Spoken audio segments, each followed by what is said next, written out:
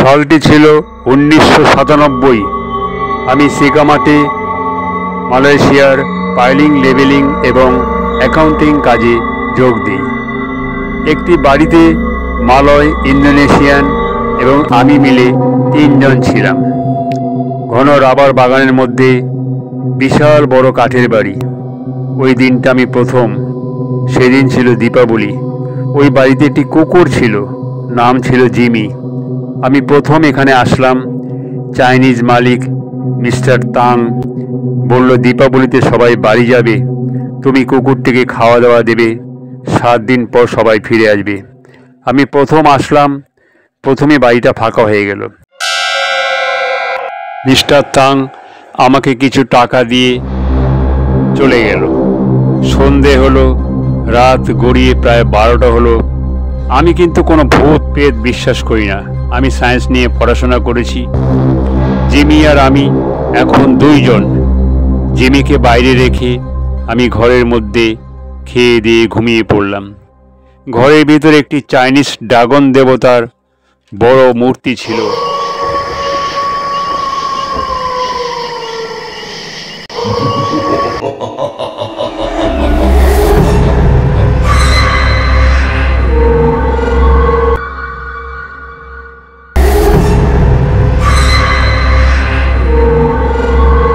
একটি বড় আসনের মধ্যে মূর্তিটি বসানো ছিল। জিমিকে বাইরে রেখে বই পড়তে পড়তে আমি ঘুমিয়ে পড়লাম। রাত তখন 3টে। হঠাৎ শুনি দরজায় কড়াতে ঠক ঠক করে আওয়াজ।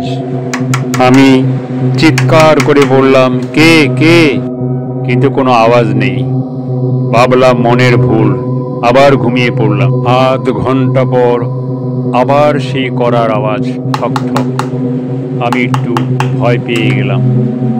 আমি ভূত প্রেত বিশ্বাস করি না, কিন্তু জায়গাটা তো আমি চিনি না, ভয় তো হবেই।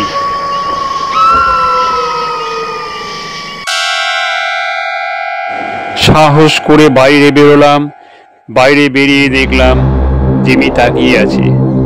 এবার আমি জিমিকে ঘরের ভিতরে ঢুকিয়ে দিলাম। ভাবলাম একসাথে থাকলে সাহসটা বাড়বে। আবার ঘুমিয়ে পড়লাম। কিন্তু হঠাৎ দেখি জিমি চিৎকার শুরু করে দিল ওই ঘরের এক কোণে গিয়ে, যেখানে ড্রাগন দেবতা ছিল। টর্চের আলো ফেলে দেখলাম ড্রাগন দেবতার পায়ের কাছে একটি বিশাল ভয়ঙ্কর সাপ। জিমিকে দেখে সাপটি ফোঁস করছে। সেই রাতে আর ঘুম আসলো না। আমি আমার যতটুকু পারি মালপত্র ব্যাগে গুটিয়ে বাইরে বেরিয়ে আসলাম। ভাবলাম হার্ট অ্যাটাক হয়ে যাবে। একদিকে অশরীরীর ভয়, আরেকদিকে সাপের ভয়। এখানে আর আমি থাকতে পারবো না। আমি বেরিয়ে পড়লাম।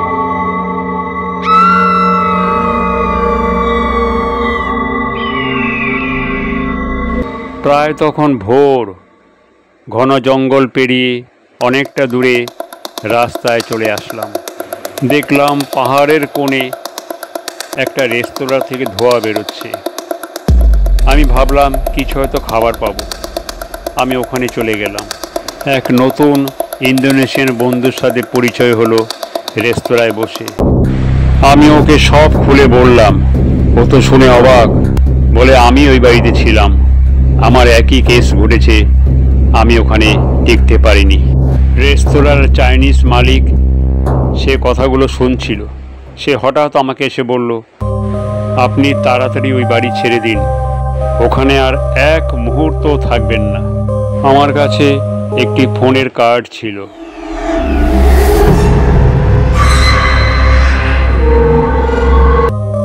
তখন মালয়েশিয়াতে ছোট ফোন এবং পেজার ইউজ করত, কোনো অ্যান্ড্রয়েড ফোন ছিল না। সারা মালয়েশিয়াতে সরকারিভাবে ফোনের যন্ত্র বসানো থাকতো, ইন্টারন্যাশনাল এবং ন্যাশনাল কার্ড ইউজ করে।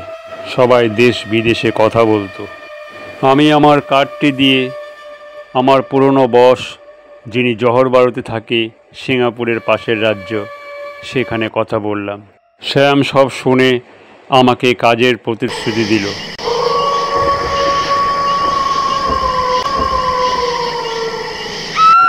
আমি আমার মালপত্র নিয়ে সিগামার বাস স্ট্যান্ডে পৌঁছে গেলাম। প্রায় 5 ঘন্টার জার্নি। আমাকে জহর বারু বাতলিমাতে যেতে হবে। যে কদিন ছিলাম মালয়েশিয়াতে বিভিন্ন ফ্যাক্টরিতে কাজ করেছি। রাতে আমি প্রায় একাই থাকতাম বিভিন্ন জায়গায় বিভিন্ন সময়, কিন্তু আমি কখনো ভয় টয় পেতাম না। আমি কোনো ভূত প্রেত বিশ্বাস করি না, তাই মনে সাহস থাকতো একটা। কিন্তু রাতে যে প্রথম আসলাম, প্রথম রাতেই এই কড়া নাড়ানোর আওয়াজ এবং সাপের ভয় আমার জীবনে একটা দাগ ফেলে দিল। ওই ভয়ঙ্কর রূপী সাপটি যদি আমাকে কামড়ে দিত, অথবা অশরীরীর ভয়ে আমার যদি কোনো হার্ট অ্যাটাক হয়ে যেত, তাহলে হয়তো আজ আমি এই দেশে আর ফিরতে পারতাম না। জীবনে একটা শিক্ষা হয়েছিল যে আমি আরামের চাকরি ছেড়ে এত দূরে এসে একটু বেশি পয়সার লোভ করা ঠিক হয়নি আমার। কে যে ওই ঘরে দরজার কড়া নাড়ালো, আমি আজও তার ব্যাখ্যা খুঁজে পেলাম না। অনেক উঁচুতে ছিল কড়াটা, কি করে কি হয়ে গেল কিছুই বুঝতে পারলাম না।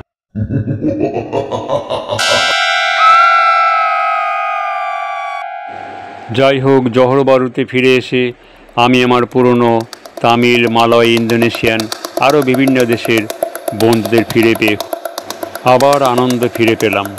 তারপর থেকে আমি আর কোনোদিন কোনো বিষয়ে লোভ করিনি।